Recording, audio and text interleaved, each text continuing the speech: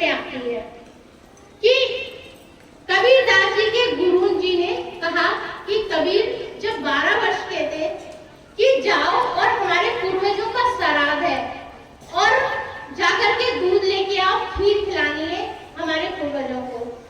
कबीरदास जी गए और गाय के पास दूध लेने के लिए गए, जहां से वो डेली लेकर के आते थे। मगर गाय तो मरी हुई थी, मगर वो लोटा लेकर के वहीं बैठे रह गए। 1 घंटा हुआ, 2 घंटा हो गया। अब गुरुजी ने कहा कि अभी तो कबीर आया ही नहीं है। जब वो स्वयं गए तो उन्होंने कहा कि कबीर तुझसे दूध लाने के लिए कहा था। उन्होंने कहा मैं ये सूखी घास लेकर के इस गाय के पास बैठा हूँ, अभी ये उठेगी, इस घास को खाएगी, फिर दूध लेगी, फिर मैं लेकर आऊंगा। तो कबीरदास जी के गुरुजी ने कहा तू पागल है, ये तो मरी हुई है, ये कैसे खा लेगी। तो बड़ी ही सरलता से, जैसे एक बच्चा कहते हैं कभी कभी बहुत बड़ी बात कह जाता है, तो सरलता से कबीर जी ने जो 12 वर्ष की आई थी तो उन्होंने कहा कि गुरुजी जब ये आज मरी हुई गाय ये नहीं खा सकती तो आपके पूर्वज तो 100 साल और 50 साल पहले मर चुके हैं, तो वो भोजन खाने कैसे आ सकते हैं। तो संतों की बात उस समय ये सोचो, ये कबीरदास जी ने कहा था, इसका अर्थ क्या है? क्या वो खाने आते हैं? नहीं आते हैं। क्या खाने आते हैं? वो मन। हम कहते हैं कि आत्मा के साथ वो मन, वो काल का एजेंट जुड़ा हुआ है। तो सिर्फ मन इच्छा प्रकट करता है। कहते हैं कि इंसान की मृत्यु हो गई तो शरीर जल जाता है, मन जैसे आत्मा है वैसे ही वो मन है, वो आत्मा के साथ सदा रहता है।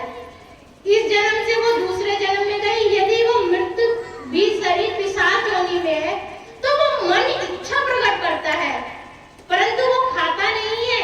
खाने के लिए तो ये हमारा ही शरीर है जो कि खाता है और ये उस हिसाब से चलता है, जितनी हमारे इस शरीर को जरूरत है उतना ही खाता है।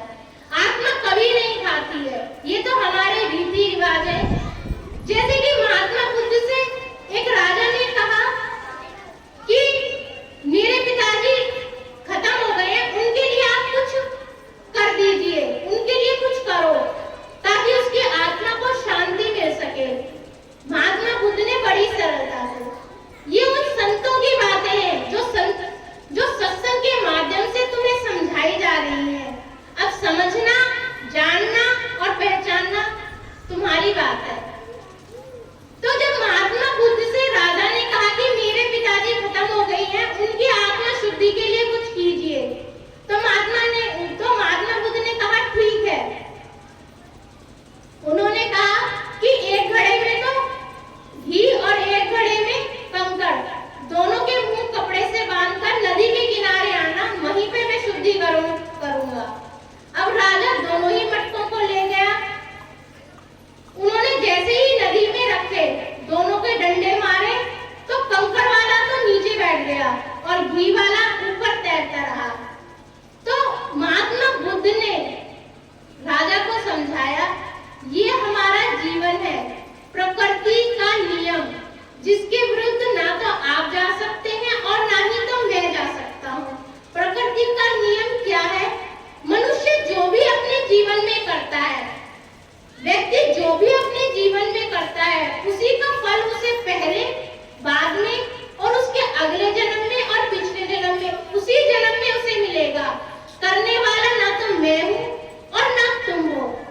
मैं तुम्हें केवल समझा ही सकता हूँ कि जो भी तुम्हारे पिताजी ने जैसा भी कर्म किया है, अच्छे कर्म किए हैं, तो इस घी की तरह उनका जीवन भी, उनकी आत्मा भी तर जाएगी।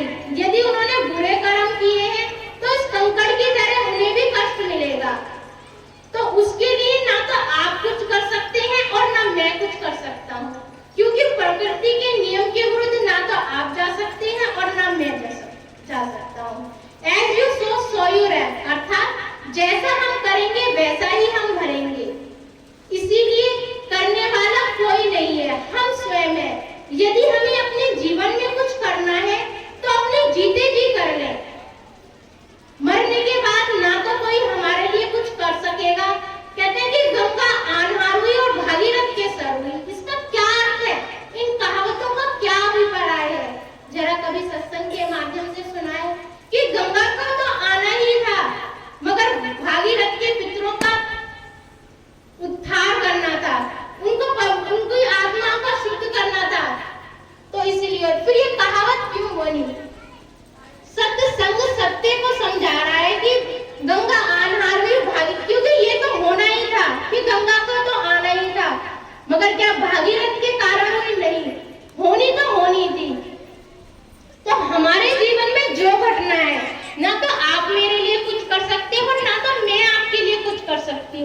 यदि कुछ होना है तो हमारी समझ से स्वयं होना है।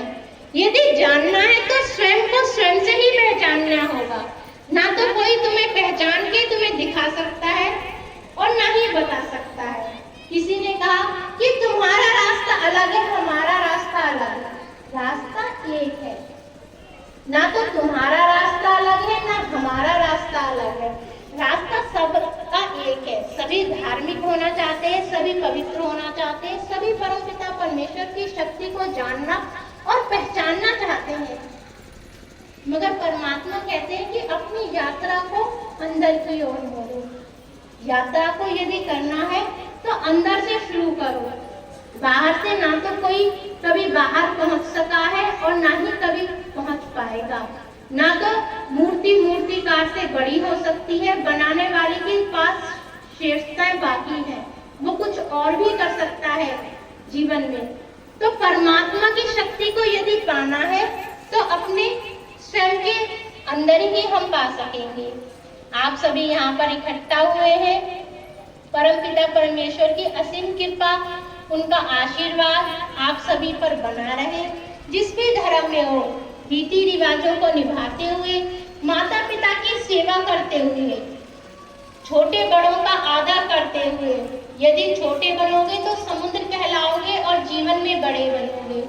परमात्मा कहते हैं कि काम, क्रोध, लोभ, मोह, अहंकार को त्यागने से ही हम श्रेष्ठ बनते हैं। सुनना सबसे सरल है। कहते हैं हमने एक सुना, हमने दूसरा को कहा। क्या सिर्फ बात बढ़ती है। इसीलिए जो भी हमसे कुछ भी कहता है उसकी हमें सुननी चाहिए। ठीक है, तुम श्रेष्ठ हो, हम छोटे हैं। क्योंकि हम छोटे रहेंगे तो हम सोचेंगे हम परमपिता परमेश्वर का कार्य कर रहे हैं, हम समुद्र बन रहे हैं। कि जो जीवन में छोटा होता है वही श्रेष्ठ कहलाता है। समुद्र कहते हैं कि बहुत बड़ा है, बड़ा बनने के लिए उसने अपने अंदर गहराई और वो क्षमता अपने अंदर समाई है कि सभी को उसके अंदर आना होगा। परमपिता परमेश्वर कहते हैं कि यदि परिवार का एक सदस्य है, वो सबकी सुनता है, तो एक दिन उसकी भी उसको सबको सुननी पड़ेगी। इस जीवन में ना सही तो अगले जीवन में। माध्यम एक है, यात्रा एक है, परमपिता परमेश्वर की शक्ति एक है। धार्मिक आप हो, धार्मिक सब है, सभी परमपिता परमेश्वर को पाना चाहते हैं। तो आप सभी यहाँ पर इकट्ठा हुए हैं। परमपिता परमेश्वर की असीम कृपा आप सभी पर बनी रहे। परमपिता परमेश्वर का आपको बहुत बहुत आशीर्वाद। सभी को राधा स्वामी। अगला सत्संग 28 मई का है। आप सभी जैसा अब इकट्ठा हुए हैं, फिर इकट्ठा हो और परमपिता परमेश्वर की शक्ति को जाने और पहचाने।